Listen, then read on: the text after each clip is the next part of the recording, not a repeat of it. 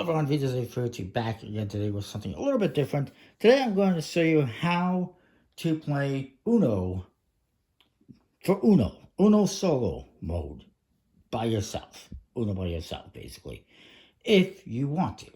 Because there's a lot of games out there that have solo modes. Uno is not one of these, and you can apply these to basically any Uno variant. You might make some small modifications depending on the Uno variant you're playing, but more or less it's the same. And you can also even use it for DOS, particularly the second one, the second edition, because it's more like Uno. All you need is a Uno deck. You're going to deal out cards, 7 per player, and you're going to have 2 AI opponents. They're going to work in a specific way. So you can obviously have your cards face up because you're playing by yourself, so you're not hiding it from anyone. You're also going to take the AI decks and you're going to turn them face up and spread them out without changing the order of the cards. The order matters in this game. And you will flip the top cards from the draw pile face up. Now, if it happens to be a wild draw 4 like that, just like regular rules, you put that back in the deck and you flip a new one. If it's a number card, you just proceed. If it happens to be a draw 2, the AI player will draw 2 cards and pass the turn over to the next AI player. It's just like classic rules where somebody draws 2 and they get skipped. And same at the start of the game. If the draw 2 comes up, that first player draws 2 and they get skipped. In this game, the first AI player to the left of the dealer, left of me, always gets to start. So this one always starts unless a reverse card comes up. If you flip over the top card and it's a wild card, just a regular wild card, then the AI will just play whatever their first card is. And that'll be the color they select. If it is a skip card, then this guy would get skipped and it would be this person's turn, that AI's turn. And if it is a reverse card, you reverse the direction, of course, just like in classic rules. So instead of going this way, you would go that way. Instead of him going first, I would get to go first and we'd go this way. There is one different thing that changes. In reverse, not only the direction of gameplay, but also the direction the AI is playing. Because in this game, I made it so that the AI will always be playing their first available card, the first playable card, from left to right, as you'll see in a moment. But if a reverse comes up, they're now going to be going from right to left. So it reverses from this way. So normally they're going this way, but if a reverse card gets played, it will go that way. So what does that mean? So in this game, the AI is always going to play whatever is the first playable card in their hand, whatever that might be. If it's a wild draw 4, then it's a wild draw 4.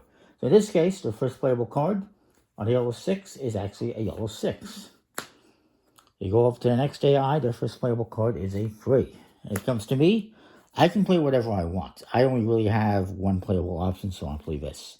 The AI's, first playable card now is this green 5. And this guy will play his first playable card.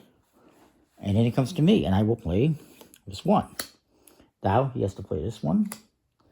He plays his first red card. He comes to me, and I can play this draw 2.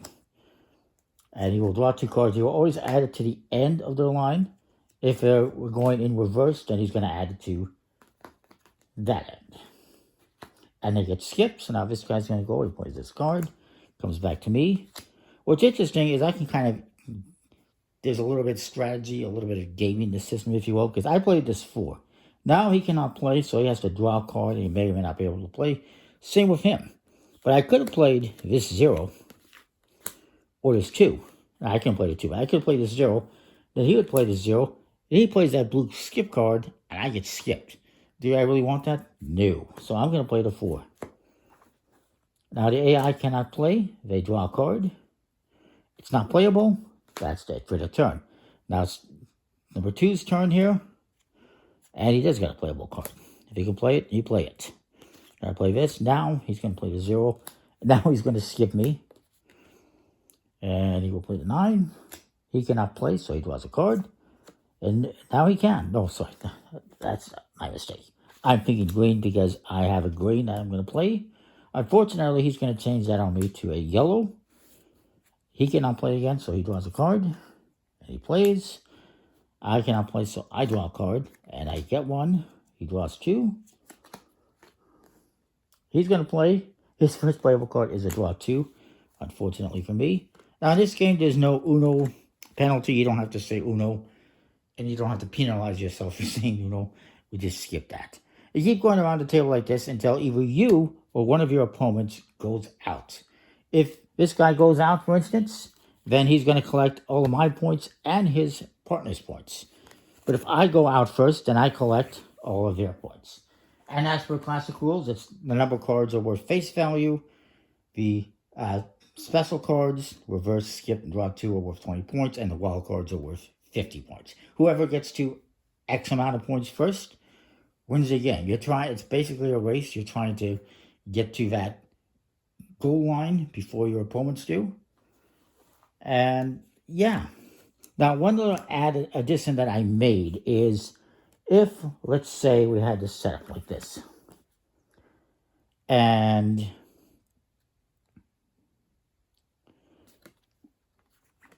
let's just set it up like this.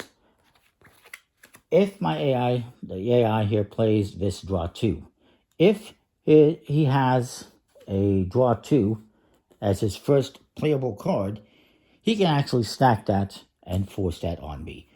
I, however, cannot stack draw twos and force them to draw six. At most, I guess it's draw four. And I've decided no stacking of the wild draw fours. As far as the wild cards are concerned, I should probably explain something with that as well. So, if the AI has, I'll just change this, a wild card here, and this is their first playable card, they will play this. What color are they going to choose? Well, they're going to choose whatever color they have a majority in, if they do. In this case, they have a tie between yellow and blue, so they will just select the first one of the two, that being blue. However, if they had another blue card in here, then they would just select blue as their color choice. It's the same with the wild and draw fours. Now, if you went to this player and he doesn't have blue, his first card is a wild draw four. He's going to play that, and I would have to draw four, and he's going to choose green. Hopefully that makes sense. I don't think it's too complicated. Again, let's say he said blue, right? Let's just say this guy had this setup. They had a wild draw four, and they had a blue. Even though he has a playable card, his first playable card, like even though he has a blue card, his first playable card, from left to right, is the wild draw four, so that's what he's going to play. I, on the other hand, if I have, let's say we're back on the setup, if we're on the green here, and I have a wild draw four, I cannot play this, obviously. I can only play a wild draw four if I have no green cards or no nines. Just to make it a little bit more challenging, because otherwise, technically right now, since I don't have, well, technically right now I could play it. I couldn't play it because I have green cards. But if I didn't have green cards and I just had this, even though I have a 9, I could still play this one. But I'm not doing that. So you only play this if you do not have anything else that's playable. And I can only select colors that I have, just to make it more challenging. Otherwise, I could game the system and say, well, I don't have blue, or I don't have yellow. So he plays a yellow. Actually, he wouldn't play yellow. This guy doesn't have a yellow. And then I could play another draw four if I can't play. So I don't like to do that. Not as much of a challenge. Now, if the reverse card comes out, we reverse the direction of gameplay, of course. So we're going this way. If this comes out, let's say I play that. Now it's going to go back. And the AI is going to go this way now. So they're going to play this one first. And then this one. And then it would come to me, and so forth. So that's kind of how you play Uno by yourself, at least for me. I've tried it with one AI player. It's not as challenging. He seemed to win all the time. 2 is better. So that's that. Comment, like, subscribe. Let me know what you think. We'll see you next time more. Thanks for watching.